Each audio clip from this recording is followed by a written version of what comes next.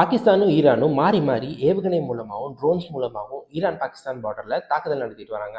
ஒருத்தருக்கு ஒருத்தர் தங்களோட எல்லைகளுக்குள்ள ட்ரோன்ஸ் மூலமாகவும் ஏவுகணைகள் மூலமாகவும் தாக்குதல் நடத்துறது மிடில் ஈஸ்ட் நாடுகள் மட்டும் இல்லாமல் உலகத்தில் இருக்கிற ஆல்மோஸ்ட் எல்லா நாடுகளையுமே பதற்றத்துக்கு உள்ளாக்கியிருக்கு.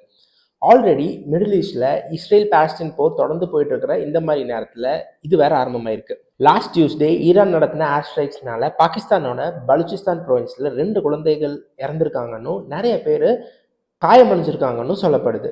இந்த தாக்குதலை விமர்சிச்ச பாகிஸ்தான் அத்தாரிட்டிஸ் நேத்து சிஸ்தான் அண்ட் பலுச்சிஸ்தான் ப்ரொவின்ஸ்ல தாக்குதல் நடத்தி அங்க உள்ள பிரிவினைவாதிகள் நிறைய பேரை அழிச்சிட்டதா சொல்லியிருக்கு.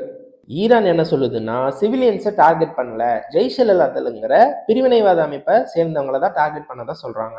பாகிஸ்தானும் பலுச்சிஸ்தான் லிபரேஷன் ஃபோர்ஸுங்கிற அமைப்பை துல்லியமா கண்டுபிடிச்சு ஏர் டு கிரவுண்ட் மிசைல்ஸ் மூலமா ஈரானியன் டெரிட்டரியில இருந்து 80 கிலோமீட்டருக்குள்ள சிவிலியன்ஸ் யாரும் இல்லைன்னு கன்ஃபார்ம் பண்ணி எந்த மிலிட்ரி ஆலையும் பாதிக்கப்படாத வகையில இந்த சம்பவத்தை செஞ்சதா சொல்லியிருக்காங்க. ஆனா ஈரானியன் அத்தாரிட்டிஸ் அங்க 7 பேர்கிட்ட பாதிப்படைஞ்சதா சொல்லியிருக்காங்க. 3 பெண்கள் 4 குழந்தைகள் உட்பட கண்டினியூஸா நடந்த எக்ஸ்ப்ளோஷன்ஸ்னால இறந்துட்டாங்கன்னு சொல்றாங்க. ஸோ ஒரு விஷயம் தெளிவா புரியுது, பலுச்சிஸ்தான்ல தான் என்னமோ பிரச்சனை இருக்கு. ஈரான் பாகிஸ்தான் 2 நாடுகளுக்கும் நடுவில் இருக்கிற பலுச்சிஸ்தான் ப்ரொவின்ஸ்ல என்னமோ பிரச்சனை இருக்கு. அதுல இருந்து தான் பதட்டம் உருவாகி இருக்கு. அது என்ன தொடர்ந்து பார்க்கறதுக்கு முன்னாடி நம்ம சேனலை சப்ஸ்கிரைப் பண்ணிட்டு வந்துருங்க.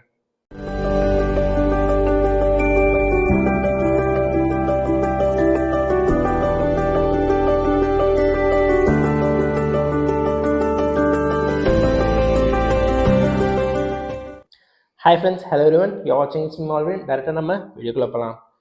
ஈரான் ஷியா முஸ்லீம்ஸ் அதிகமாக இருக்கிற நாடு, பாகிஸ்தான் சுன்னி முஸ்லீம்ஸ் அதிகமாக இருக்கிற நாடு. ஜஸ்ட் அ பொலிட்டிக்கல் டிவிஷன் தான், கேஸ்ட் இஷ்யூஸ் மாதிரி ஒன்றும் கிடையாது. Prophet Muhammad peace be upon him அவங்க காலத்தில் அடுத்த கலீஃபாவா, அதாவது அடுத்த ஆட்சி பொறுப்புக்கு யார் வருதுங்கிற பேச்சுவார்த்தை நடத்தப்பட்டப்போ 2 குரூப்ஸில் பிரிஞ்சு அவங்க யார் தலைவனாக்க நினைச்சாங்களோ அவங்கள ஃபாலோ பண்ணி அப்படியே 1500 வருஷம் ஆகியும் இப்போ வரைக்கும் கண்டினியூ ஆகிட்டு இருக்கு. இந்த ஷியா சுன்னி முஸ்லிம்ஸ் டிவிஷன்னால தான் இந்த பிரச்சனையான்னு பார்த்தா இல்லை, அதுவும் ஒரு காரணமாக தான் பார்க்கப்படுது. இந்த பிரிவினைவாத அமைப்பை சேர்ந்தவங்களோட அபாயகரமான தாக்குதல் புதுசு இல்லை, ரொம்ப வருஷமாவே நடந்துட்டு வரதா சொல்லப்படுது.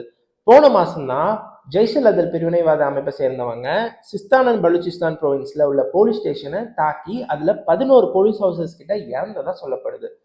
ஈரானும் அவங்க எல்லையை தாண்டி ஜெய்ஷ்-இ-அதல நிறைய மிலிட்ரி ஆபரேஷன்ஸ் மூலமா தாக்குதல் நடத்தி இருக்கிறதாவும் சொல்லப்படுது. மிடில் ஈஸ்ட்ல எல்லாமே மேக்சிமம் யூஎஸ் அலைஸ் தான்.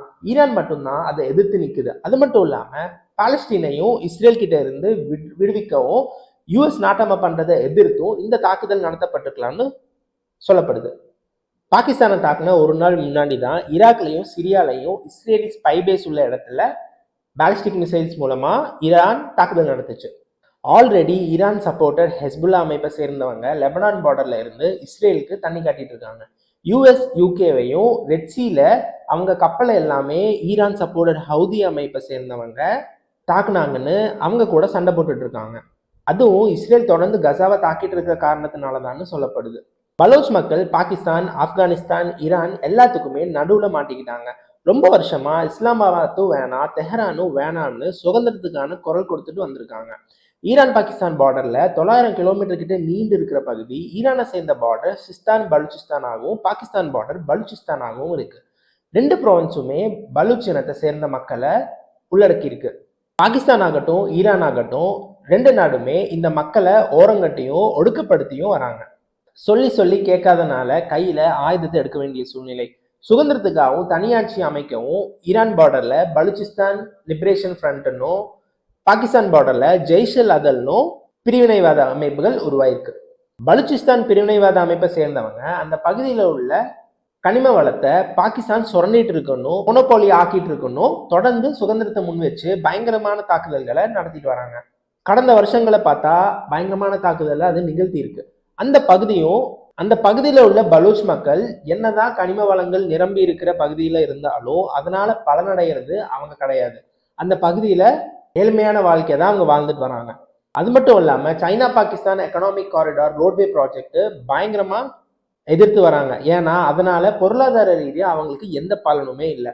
அதுல வேலை பார்க்குற சைனீஸையுமே தாக்கிட்டு வராங்க. ஈரான் சவுதி அரேபியாவோட எதிரி நாடு, ஏன்னா அது டாலர்ஸ்ல ஆயில் வாங்கிட்டு இருக்கு, அது வேற விஷயம். பாகிஸ்தான் சுன்னி முஸ்லிம்ஸ் அதிகமா உள்ள நாடு, சவுதி அரேபியாவும் சுன்னி முஸ்லிம்ஸ் அதிகமா உள்ள நாடு. ஆனால் பாகிஸ்தான் 2 நாடுகள்கிட்டையும் பேலன்ஸ் ரிலேஷன்ஷிப்ல இருந்துட்டு வரும் போல. ஆப்கானிஸ்தான்லையும் தாலிபானோட ஆட்சி தொடங்கினதுனால அங்கேயும் ஆல்ரெடி அகதிகள் போராட்டம் அது இதுன்னு பெருசா இவங்கனால இன்ஃப்ளூயன்ஸ் பண்ண முடியல. இந்த தொடர் தாக்குதல்னால மிடில் ஈஸ்ட் பகுதியில் பதற்றம் பெருசா வளர்ந்துருக்கிறத கண் கூட பார்க்க முடியுது.